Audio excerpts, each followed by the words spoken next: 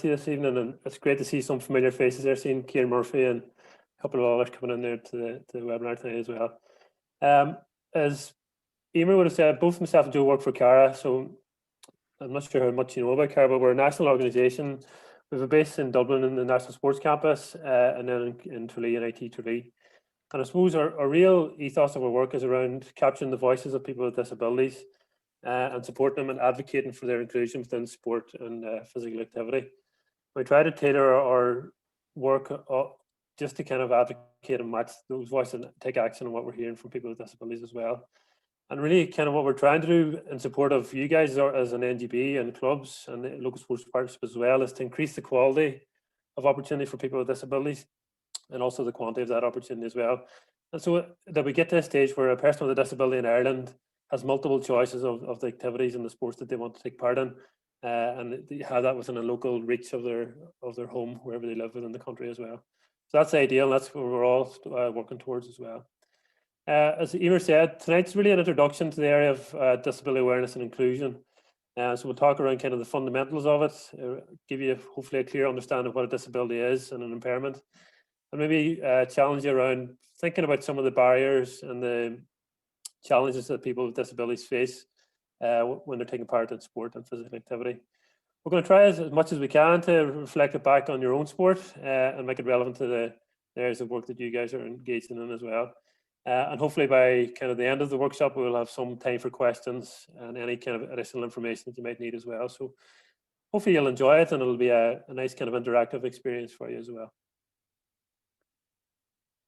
A bit of an overview of what we're going to cover. First, we're going to just look at understanding disability and what it is. So the broad term, and then breaking that into the different impairment groups and some kind of differences between them as well.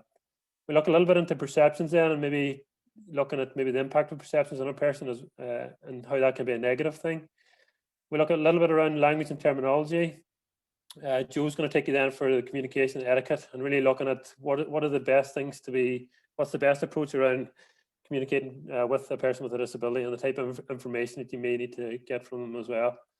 We have a breakout room then around barriers to participation and looking at those key challenges. You know, what are the difficulties, and maybe you guys coming up with some of your own solutions as well, which would be great to hear. And then Joe is going to take you into the final half of the session around some toolkits and tips that you can take away from tonight that you can start to maybe implement wherever you're operating within Canoeing Ireland. So first section, so in terms of what a disability is, so disability terms can be defined as a temporary or permanent impairment of functionality of the body. So it could be, in terms of temporary, so it could be a condition or an impairment that a person has for a period of time within their life, but that could be, they may make a full recovery through treatment, through rehabilitation, or through medication. So they may only have that disability for a temporary period of time. A permanent disability or impairment then is that person lives with that disability for the rest of their life. They may acquire that disability from birth, or they may acquire that disability through an accident or an injury. So it may happen at any stage of their life. So that, again, that's probably a bit of key knowledge to understand as well. It may be, that person may have lived with that disability for a long time and learned to live with that from birth, or it may be a recent injury or an illness that has resulted in an impairment. And then there's a lot of rehabilitation and kind of rebuilding themselves back into their life as well. So it's important to know kind of what stage in terms of their understanding of their disability and stage of the support network they have around them as well. Disability itself is an umbrella term. So a lot of people tend to think that a disability really just reflects on the impairment that the person has, but it is a much more broader thing than that. It does cover the impairment that they have, but it also covers then the limitations that disability may place on that person. That would cover, in terms of sport, that would cover maybe some of the activities that they're able to take part in based on the functionality of their body, but also maybe based on some of the pathways that exist for that type of impairment as well. And again, we're hopefully getting to a stage where there's more and more options for people with various types of impairments. And then disability is broken into 3 impairment groups. So you have physical, sensory. So sensory covers their hearing impairments and sight loss. And intellectual then is the range of intellectual disabilities within Ireland. In Northern Ireland, they use the word learning disability, and in the UK as well. So I don't know if there's anyone here from Northern Ireland, but that's the word that they would use in the north as well. To go into more detail on the 3 disability groupings. So a physical disability places a limitation on the person's physical functioning, their mobility, dexterity, or their stamina. In terms of that, when we're thinking around mobility, the person may be a wheelchair user. They may use crutches or some mobility devices to create independence, so to create that movement for daily life, but also for their sport as well. For your particular sport and a lot of others, they may transfer out of that chair to take part in your sport, and they'll be able to do that. Or they may transfer out of the chair a number of times during the day to take part in daily life. So, for example, they may transfer onto the sofa to watch TV. They'll transfer into their bed. They'll transfer into their car maybe during the day as well if they're driving. So there's a lot of possibly that chair is that device for mobility, but again, they spend a lot of time out of the chair maybe during the day as well. Dexterity, I suppose, from your point of view in canoeing would be important as well, and that would be the ability to grip or hold on to something for a period of time. And for some physical disabilities, that can be a real challenge, particularly for high spinal cord injuries. Maybe a challenge around functionality of the upper body and maybe some quadriplegic conditions. Other conditions that may be a challenge would be people with neurological conditions like cerebral palsy or muscular dystrophy who may have that reduced grip and ability for fine motor skills as well around kind of hand movements as well and finger movements. And then stamina again can be a challenge for a number of reasons, probably directly related to their disability, but maybe also directly related to the lifestyle that person may have. They may have a sedentary life for a majority of time. So particularly wheelchair users may be quite sedentary for a number of hours during the day. So again, it's building that knowledge into your sessions and understanding that level of exertion that person can sustain and trying to build that up obviously as they go along. And sensory, as I said earlier, is an impairment of the person's senses. So that will affect their either hearing or their sight. And again, there's a huge spectrum in terms of that. The person may be on the blind register, but still have a level of sight. They may see particular colours. They may, have be able to identify, in quite a good detail of things that are around them. And then it goes to the other scale where a person will be completely blind. And same for hearing loss. Again, some people with partial hearing loss up to complete deafness. And again, technology does support people in that situation around that. The important thing from our point of view is that you would be comfortable building a relationship with those people, but also comfortable asking the questions, particularly around sight loss, around what the person can see, what colours they respond best to. So you can get a real understanding of how you could set your session up to really fit that person's need. Also important working with people with sight loss would be just to introduce yourself to them by name and give them a clear orientation of the area that's around them. And particularly from your own point of view, your sport is quite dynamic in the environment that you operate within, and it probably changes quite rapidly from session to session. So it might be a case of calibrating that person around their surroundings and giving them a clear picture of what's going on around them. And lastly, on intellectual disability, so it's an impairment to the person's learning ability, and they may learn in alternative ways. Maybe a perception around intellectual disability that the person has a lower learning ability, but I like to view it in a way that the person learns in alternative ways. So they have preferences in the way that they learn, preferences in the way that they understand information. And I think it's a challenge for us as people working with them to really understand that and provide that information in a way that's suitable for their needs and suitable for their learning preference, and really understand what works best for them, and gather that information possibly from teachers that they work with, but their parents as well. Intellectual disability does run on a scale as well, from mild to moderate up to profound and severe. And again, as you work your way through that, there's definitely different challenges as you go through that as well. But again, it's understanding that person, where they fit within that, and understand their need. We're going to focus a little bit on the impact of perceptions now for the next section. On the next slide, you're going to see two pictures of people taking part in paddle sports. The first question we wanted just to reflect upon and to use the chat function to answer the questions really, and I'm going to ask you for feedback through the chat, is can you identify the impairment, or could you guess what the impairment the person has that's in the canoe? And the second thing is just to think about some of the modifications or adaptations that you can see from the picture that are supporting that person to be active within that activity. Okay, so first of all, can you identify the disability or the impairment? And then what modifications can you see or gather from the picture? So we'll focus on the picture on the left-hand side first of all. So this young chap with the red helmet on. So can you identify his disability first of all?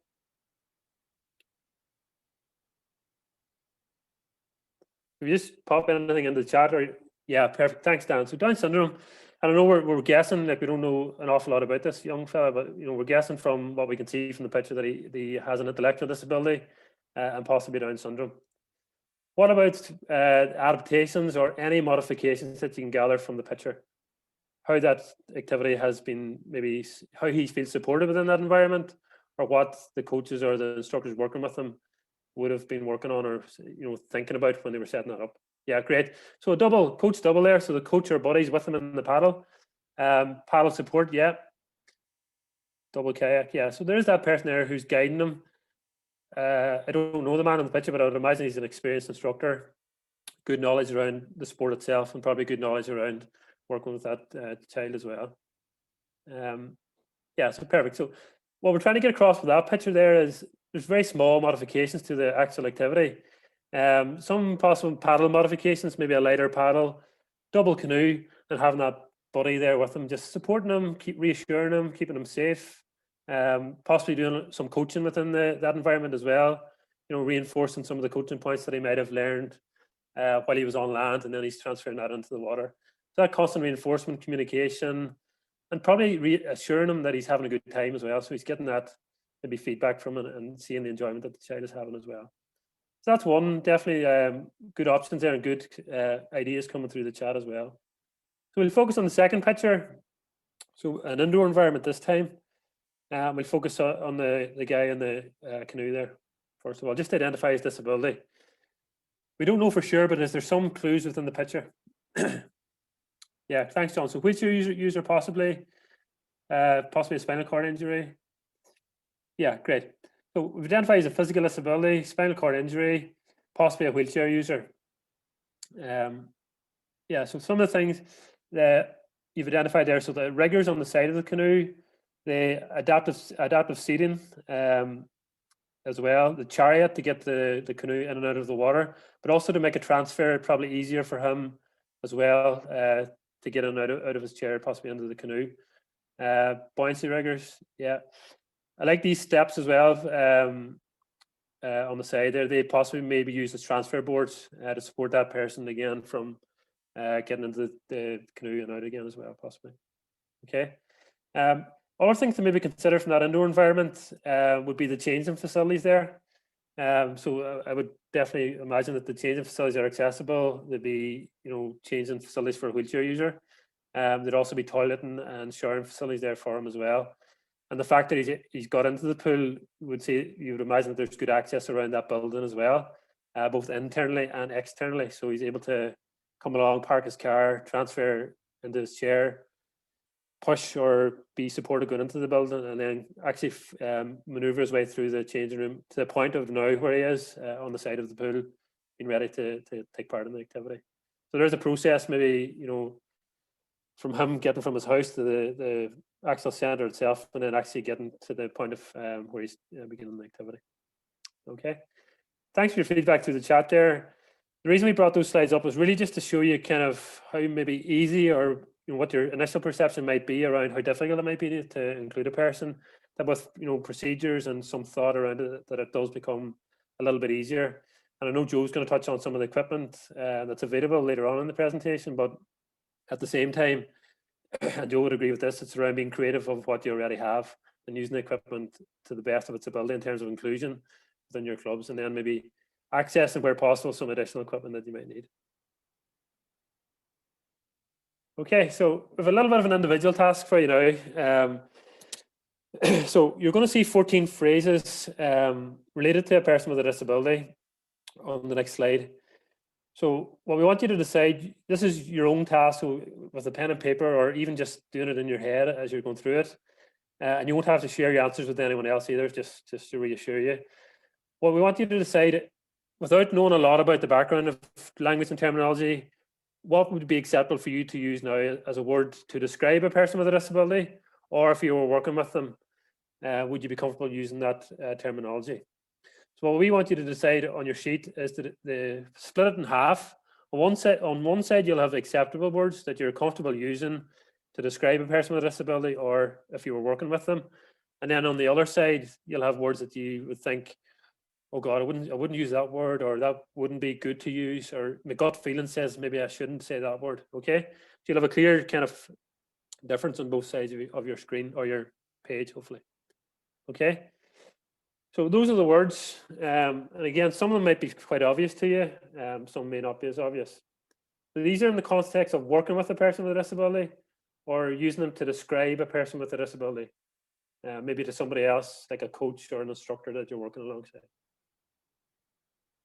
We'll give you roughly around a minute to do that, and then we'll give you some of the answers.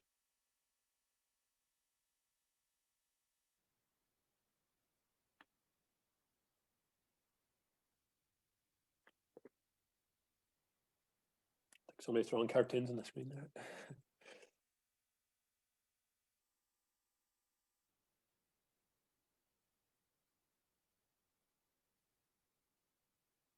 Okay, I'll give you roughly 30 seconds more just to have a final look at them. Maybe note down ones that you're a little bit unsure of, maybe as well. I'll go through them. I'm not going to go through them all in a lot of detail, but I will give you a background on most of them. Okay, so we'll move on to the next slide, if that's okay. So in terms of the words that are acceptable, so again, a lot of context around these. So using these words is okay in terms of working with the person with a disability, or describing the person's disability to another coach or an instructor that you're working with. Okay, so from our point of view, hard of hearing and deaf are both acceptable. Now, the context around deaf, for example, say I shouted somebody within my group and they didn't hear me for a period of time, and they come back in eventually and I say, oh my God, did you not hear me there? I was shouting you for ages. Are you deaf? That could be offensive to that person who may have a family member, or somebody within the group who has a family member who is deaf or hard of hearing. Okay, so that is to be careful when you're using that type of language within a group setting as well. Intellectual disability is fine. Partially sighted is fine. Blind is fine, again, with context. I know it's a while since we've been at sports events, but I've yet to go to a sports event where either a coach or referee who's missed a foul or made a bad decision has been described as blind. And again, out of context, but is offensive at the same time. Dwarf is also acceptable. The other words that are acceptable around dwarfism is a person with dwarfism or a person with restricted growth.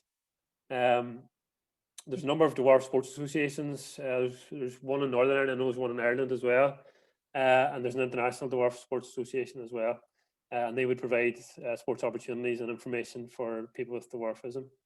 I would have worked in Northern Ireland, as Emer would have said a lot at the beginning, and I would have worked closely with the Dwarf Sports Association there. And it was interesting that any of the committee meetings that I would have went to, they would have never used the word dwarf or dwarfism at any stage. And I found that interesting, because that was the name of their organisation. When I got to know them a little bit better and had the conversation with them, it was based on their background and the experiences they had as children around being bullied because of their disability. And just the culture around inclusion. I'm talking about the 70s and 80s at that stage. So it was a huge lot of segregation at school, bullying, and access to not a lot of opportunities or support in relation to their disability. The same would be a complete difference then for their children. They would have had a very positive experience in school and education and sport. And they probably would have seen their disability as a bit of a badge of honor for them, been very comfortable with it. And seeing their difference as a positive thing rather than a negative thing. So they're very much comfortable with it. Their parents and people older than them probably weren't. So again, it's to be understanding how comfortable people are with their disability as well would be important. Wheelchair user then is acceptable. You'll notice there's wheelchair bound on the other side. You'll hear wheelchair bound a lot in maybe TV or in newspaper articles, maybe describing wheelchair athletes. It's certainly not the case for somebody who's a wheelchair user. They're not bound to that chair 24/7. So as I said earlier, they'll do a lot of transferring in and out of their chair during the day, at night time to go to bed. And really their chair isn't a part of that person. It's a piece of equipment that they use for independence and to gain momentum or movement around so that they can carry out daily tasks and take part in sport as well. So that chair doesn't become part of their identity, is really what I'm trying to say. The words on the other side then, like invalid, so that would have been words kind of used in the 50s and 60s and 70s in Ireland. And that would have been the kind of the societal view of people with disabilities at that stage, that their values don't matter, they don't add anything to society, they don't need good education because they won't, become employed. So really they were segregated a lot through all aspects of their life. And people with disabilities were described as invalids, and I would have heard it recently actually from an older person. Again, that was just what he brought up, or that's what he grew up as a person in that society at that time. Thankfully, we've vastly moved on from that. The second word around the disabled, like that's labeling people within a minority group. And a question of culture and ethos within our country as well. And I think we are kind of doing that really well. The word spastic is interesting. I'm sure you probably all would have heard it within a playground to describe somebody who's maybe a little bit behind the rest of the group, or maybe a little bit uncoordinated, or maybe find things a little bit difficult. And within that remit, it's obviously very wrong. It is a medical term associated with neurological conditions, so spastic paraplegia. And it really describes a person having uncontrolled movements or uncontrolled spasms that they just, they can't control within their body, and it's part of the impairment that they have. Any of you old enough to remember My Left Foot, Christy Brown, in that film, he would have had some uncontrolled movements and spasms that he would have been described as the last word there, cripple, in that film a lot. And even if people called him the cripple in that film, they kind of knew who he was, without even using his name. So it's interesting that would be unacceptable now as well. The last one I want to just focus on is handicapped. So we've moved away a lot from handicapped in Ireland. In the past we would have had handicapped toilets, handicapped parking spaces. Now we're at a stage where it's accessible parking, accessible toilets, accessible changing areas, universal changing areas. So we've certainly moved on from that. People with disabilities in the past would have been described as handicapped, regardless of the type of impairment that they had. And again, it was a huge negative connotation with that. The word itself came from World War I, when the soldiers from the UK came back to England, really. And they came back with a lot of injuries and a lot of, disabilities as a result of the war. And they weren't treated very well by the government at that stage. So they basically came back unemployed and they weren't earning any money. So what a decision was made then at government level was to allow the soldiers to beg on the street, as long as they were wearing their army uniform, and they took off their hat and placed that on the ground. And people were able to identify them then as a soldier who came back. So they were able to give them money, and I knew that they needed it at that stage. So that's where it came from. And for a long time, it would have been the representative word for people with disabilities as well. Okay. Hopefully that's kind of give you a bit of context with them. And again, as I said, it's basically a snapshot of words. There's loads of other ones out there that I'm sure you know already. And probably the key to it, and I know Joe's going to cover this in a minute, if it feels wrong or your gut feeling is wrong, it probably is the wrong word to say. It is okay to ask the person directly about their disability, and we would encourage you to do that because you're doing it for the right reason. You're trying to gain more information so that you're able to provide a positive experience for them within sport or whatever session you're planning as well.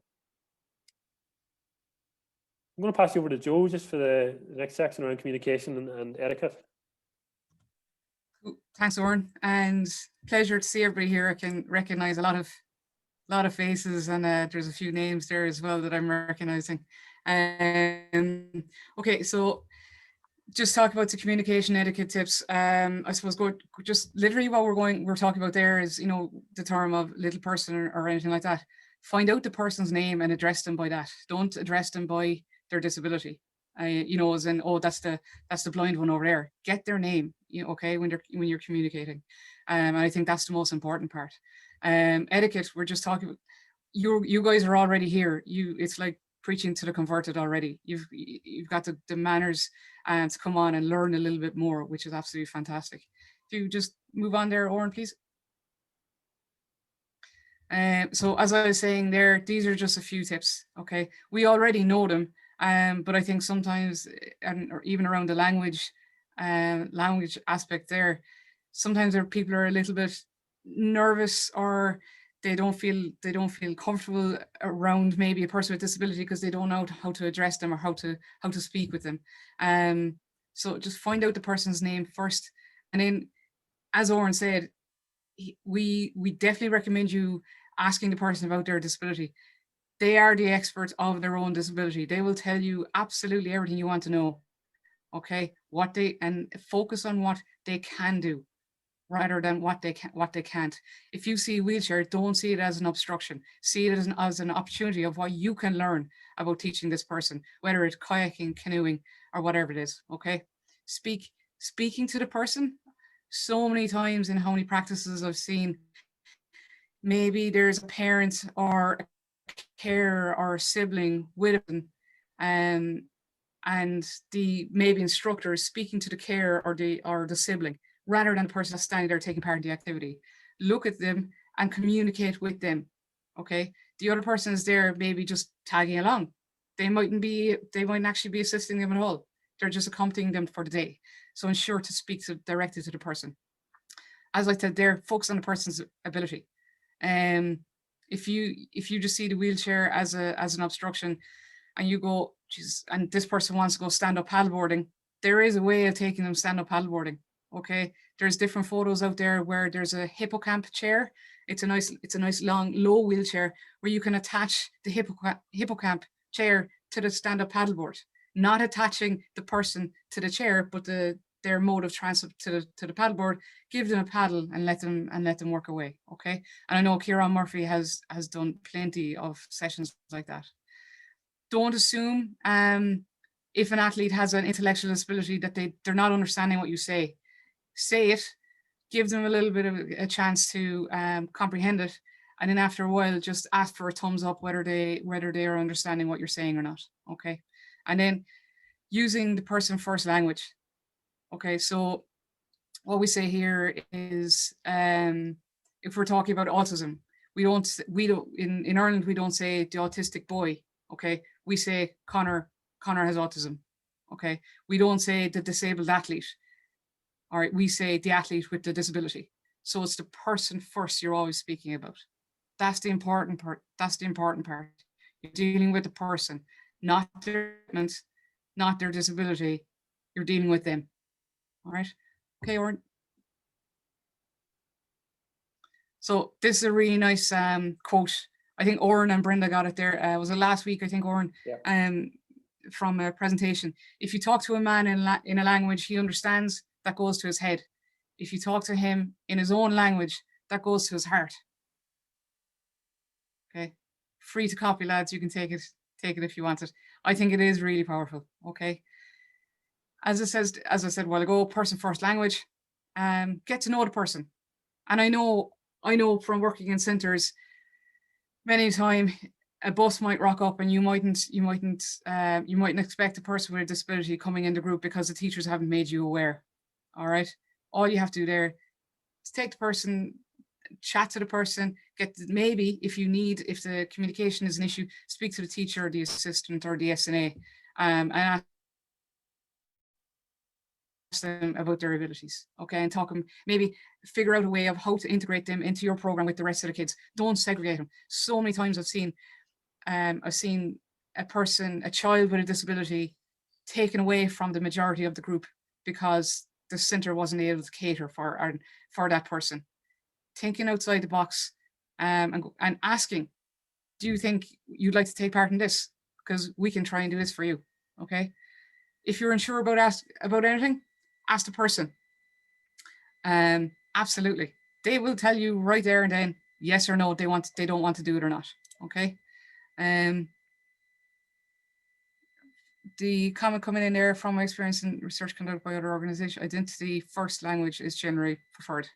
Yeah, thanks, Harry.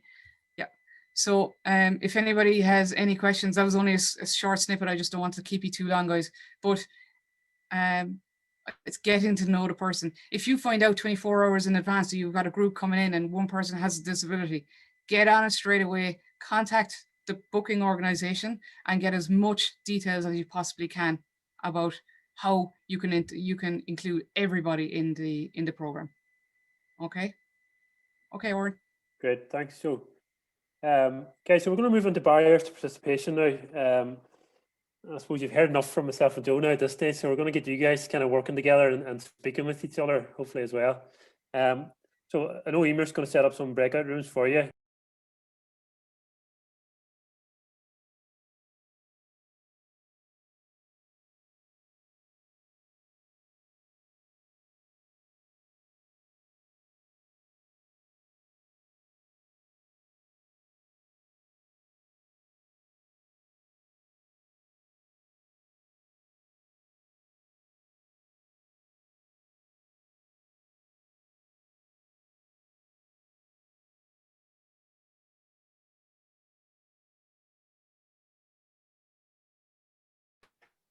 Guys, welcome back again. Hopefully I know it was short. They're shorter than we definitely would like, but hopefully it was a nice kind of opportunity for you to engage with each other, and hopefully start to begin to talk about the two tasks that we gave you as well.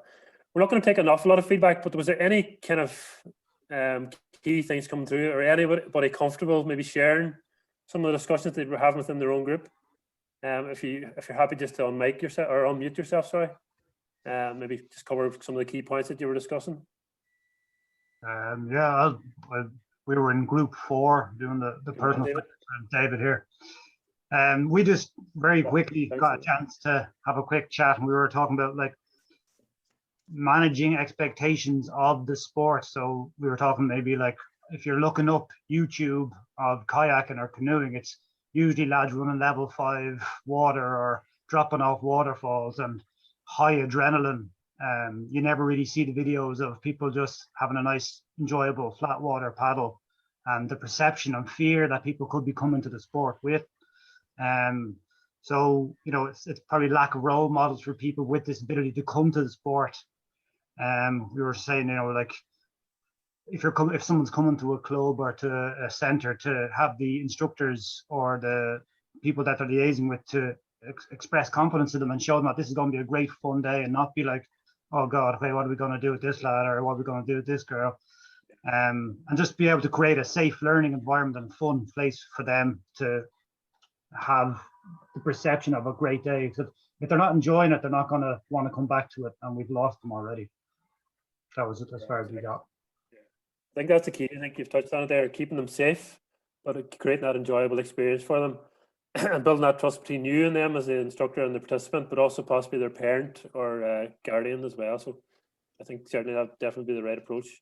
And thanks for that feedback. Is there any other groups maybe around some of the other barriers? Yeah, one of the things that I think is important to consider and to understand is in terms of people with a physical ability, that the lack of stability of most of the craft that we use and the methods that would be appropriate to provide additional stability without stigmatizing people. And I suppose you don't see much of that anywhere on websites or anything to understand what's available from a commercial point of view or as a make your own method to increase the stability of a craft. And I mean, one of the things which I think is easy to work with is probably the open canoe, because it's such a big craft and quite easy to make some sort of outriggers to make that an awful lot more stable. Yeah, definitely. I think Joe's going to cover that in a few minutes around the equipment. Maybe some of the options that are there, but also as you would identify there, kind of come up with kind of creative ideas that aren't that costly either, and just to create that stability and without kind of breaking the bank for clubs and instructors as well.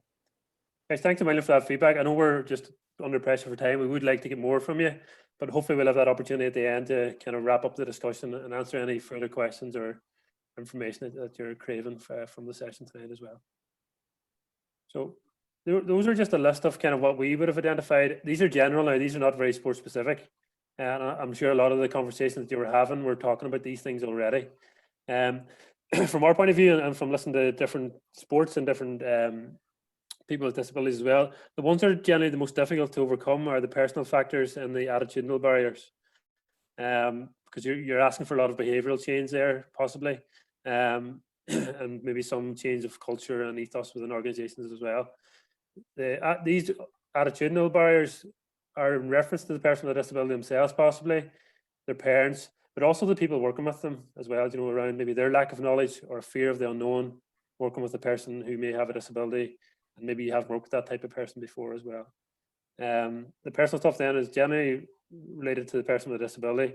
And one of the groups here definitely identified that lack of role models, lack of confidence, and maybe not feeling able, or as the image they may have of the sport itself is a lot different to what the reality might be for them as well. So again, it's getting those key messages correct and pitching the activity and the experience that you can give them as an organisation to the right people in the right way, and getting that clear message for them as well. So I'm going to pass you over to Joe for the second part, or the last part of the presentation for tonight, just around some tools that you can take away and hopefully kind of give you some ideas of what you can do as well. Okay, so hey guys, cool. So I'm not going to keep you long again. We're just going to talk, like, there's so many different types of tools that we could use and discuss further. But we'll just crack on with what we have listed here. I suppose the first tool anyway that we have is kind of for your club rather than your session. It's for your club. All right, and it's the Sport Inclusion Disability Charter. It was launched in 2018, and it was created by listening to the voice of people with disabilities, what they wanted. Okay, when we hear openness, that means that your club is open to working with people with disabilities, and you're welcoming them in through your doors and into your boats. The people, you are the people now. You are the people of your club, representing your club in getting further knowledge and working with people with disabilities. Okay, so it's training people. Activities it's kind of being open to be able to adapt your activities a little bit to ensure that people with disabilities can come in and try out your sports. Okay, the facilities, I suppose this is kind of when you're looking at facilities, it's probably the most expensive thing people kind of look at, but it doesn't have to be. All right. Yeah, everybody would love 100% accessible building, but you need a lot of money for it, but what can you do to make your facility a little bit more accessible?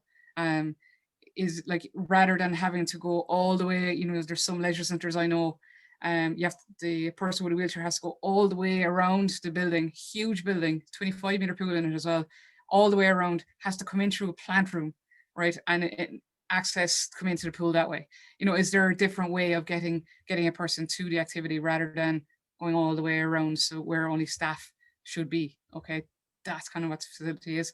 And the promotion, a little thing about promotion would be, is there if you're advertising your club, is there a person with a disability on your flyer?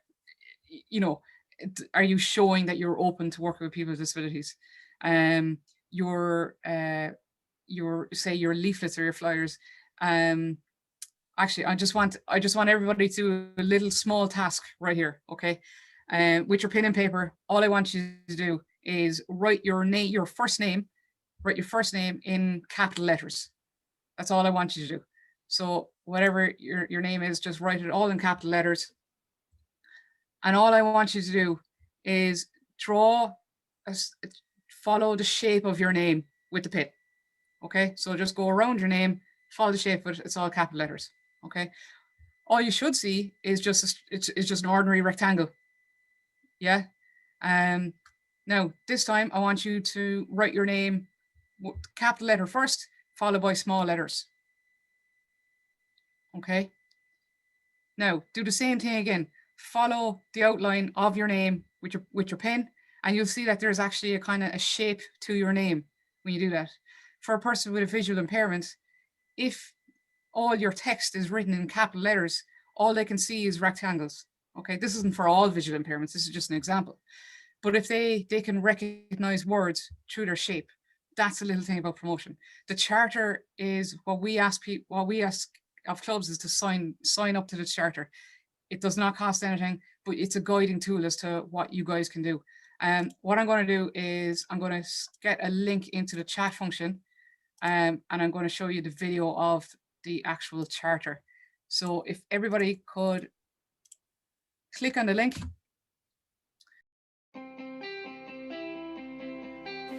all know why it's important to be active, but if you're a person with a disability, it's often not as easy to get and stay active. Everybody deserves the opportunity to have an active and healthy lifestyle. The Sport Inclusion Disability Charter aims to change this. Developed by people with disabilities, here's what it's all about. It's all about being open. Welcome us to your club or facility like you would anybody else. If you're unsure of any supports or needs we may have, just ask us and we'll gladly tell you.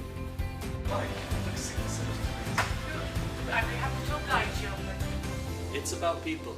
There are lots of different training options and supports out there to help you, your staff or volunteers. Find out what's best for you and book into it straight away.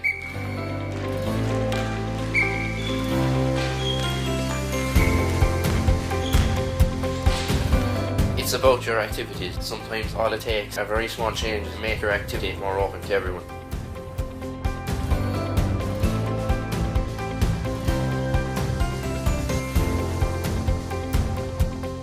It's about your facility. Take a look at your facility and the equipment you use. Something as simple as a change in layout can make all of the difference. Right, buddy, you ready?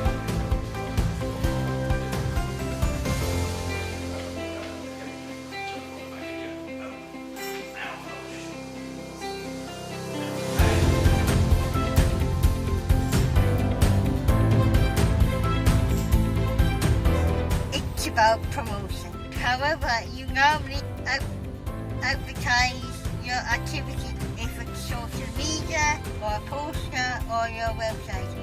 Just let me know. I'm welcome to come along. Okay, we're ready to go? Let's do it.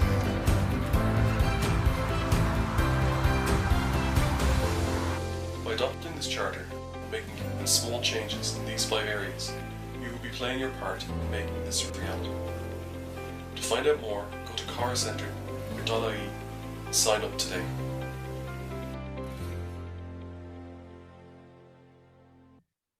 If you move on there, thanks, Lauren. So if you want to have a look at it again, go onto YouTube, and it's the Sport Inclusion Disability Charter from Cara.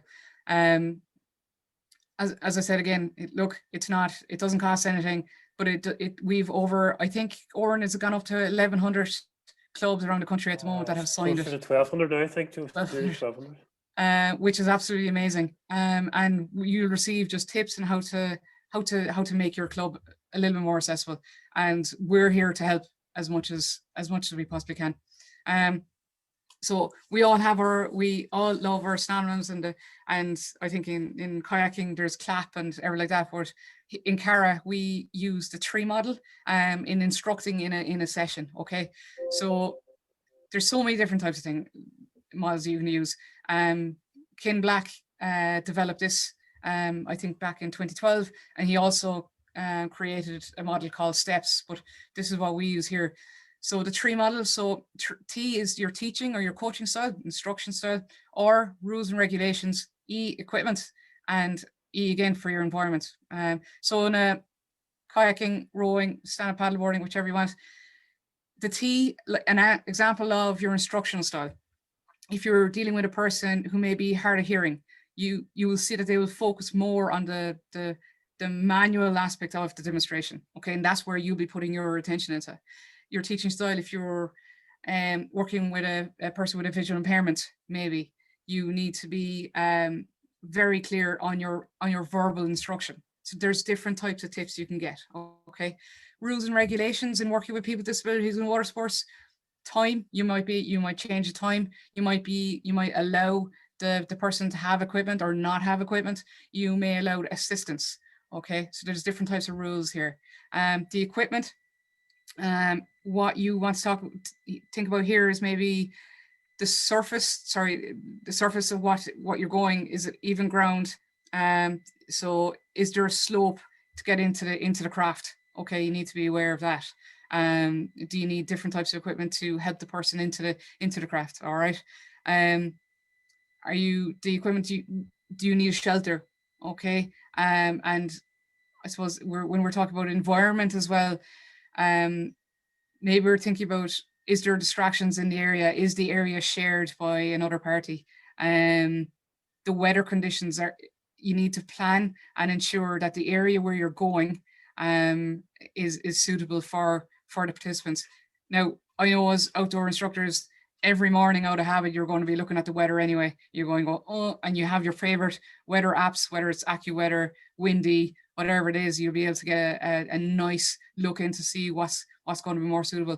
I know in centres, you may not have much of an option of where you can go, but you could have an option of the different types of activities that you're going to take part in. Okay, like there's other types of models, maybe the inclusion continuum, and we talk about there is the making a program that's completely open that everybody can take part in, to maybe reverse integration, where somebody who uses stabilizers, they get somebody who doesn't need stabilizers into the boat and give it a crack, see what it's like. And you letting the person without a disability try out the equipment that a person with a disability uses. Okay, so there's a huge spectrum there, which is really good. And another one as well, it's kind of like a tripod. It's called APE. It's the activity, participants, and the equipment.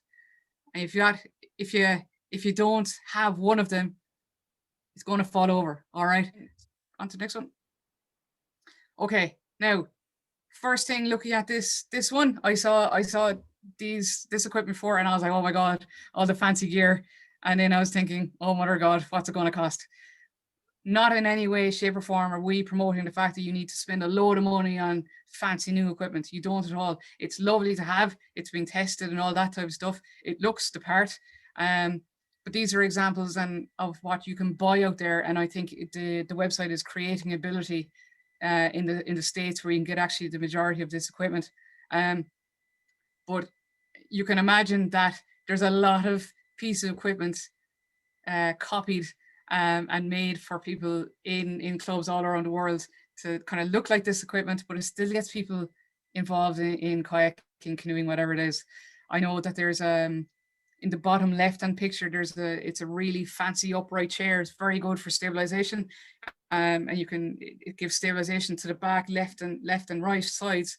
But I know that I'm not naming clubs, but thanks Dan. I know that there is a club that uses, you know, the red or black chairs that you get in an ordinary community hall.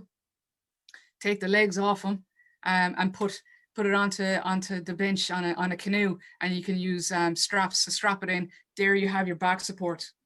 Okay, you can use 2x4 on the sides just to ensure there's a bit of stabilization, bit of creativity, and there's nothing like it. Nothing like it as from the outdoor industry. I know before I was taught, if it's broken, use duct tape. If it's still broken, use more duct tape.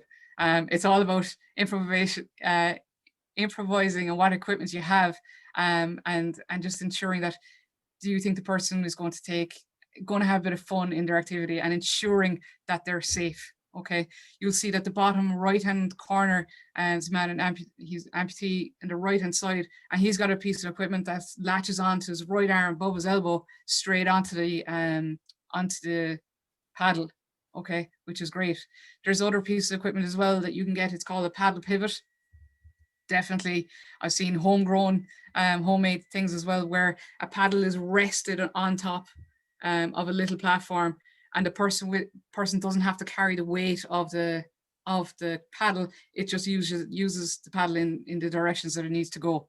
Little things like that. Okay, thanks, Oren. You can try now. Just aware of the time. Yeah, no worries. Cool. So the tips we have here, we're only moving into the last, I think, 3 slides. So just ensure to be patient. The exact same time as it's your first time as a new instructor going out. People might recognize that it's your first time and you're just getting used to it. People are being patient with you on ensuring that the point that you want to get across is getting across. Okay. When you're working with a person with disability, anybody at all, any age, it doesn't matter. You're just being patient with them. Respect the person that's in front of you, disability or not, it doesn't matter. Being adaptable. What can you do? Broaden your mind and have a think. And by the way, if it doesn't work, it doesn't work. You've learned that it doesn't work. That's okay. You've learned. Move on. Pass that experience on to the other instructors in your club. Organization. Get as much information as you possibly can from the group that's coming in. All right. Safe practices, as always, please, ensuring that everybody is safe throughout, you and the participants and the other instructors on the water. Knowledge, utilize your knowledge of training activities and modify. That comes with experience. I know there's people here in the virtual room that have learned so many different tricks and tips that you listen to them for days. Okay. But we don't have time, unfortunately, to listen to everybody's tips at the moment. But ask the question. Okay, reach out even to the people. I know that there's people here that recognize the majority of the other people in the room. Reach out to them and see if they experienced anything. I'm getting emails coming in from different clubs around the country, and they're asking me for different types of ideas. I send them on to where I think have completed the idea already. All right, and they can get support there. All right. Okay. Thanks, Oren. So the take-home messages, it kind of goes down to the charter again. Welcoming and inclusive environment. You've got clubs, you've got members in your clubs. They're paying a membership fee. You might have instructors coming up through the line through 1, 2, and 3. Just be welcome and open. Okay. Don't make assumptions on a person's ability. You could be very, very surprised. There's plenty of videos out there where people with disabilities they're put on in a position and they just show everybody up, no matter disability or not. Check the accessibility of your venues, and then utilize your existing networks, knowledge, and partnership opportunities. You've got the different NGBs. You've got Canoeing Ireland. You've got Kieran here from sailing. Okay, you've got your sports partnerships in every county. Every county has a sports inclusion disability officer. That's who Oren works with at the moment. Reach out to them. They'll more than gladly help you. All right. Okay. So I'd say I'm going to cut that there. Oren and Emer, you might want to. Cool. Yeah. Thanks, Joe. The last wee bit there from us just is really just to encourage you to visit our website. There's a number of different resources there particularly around disability fact sheets and find out more about each impairment and some additional inclusion resources there that might be applicable to the environment that you guys are working in. So again, in your own time, feel free to visit the website at any stage. They're all free to download as well, so work away there as much as you need. As Joe said as well, we're both available at any stage to support you in terms of dropping us an email or a phone call at any stage. So please reach out to that. And I know Emer will be sharing hopefully our details with you after tonight as well.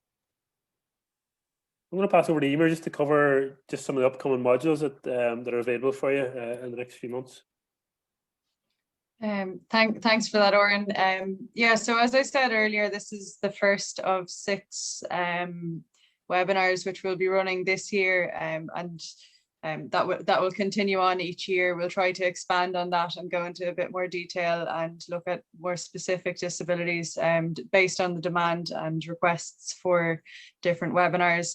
So yeah, the ones that we do have scheduled for this year is we're going to go into a little bit more detail, a similar style webinar on the topics in front of you there. So we have autism awareness in paddle sports, intellectual disabilities awareness in paddle sports, physical disabilities awareness in paddle sports, sensory disabilities awareness in paddle sports, and then we're going to have a look at the Special Olympics and Paralympics pathways for people who are in the sport already.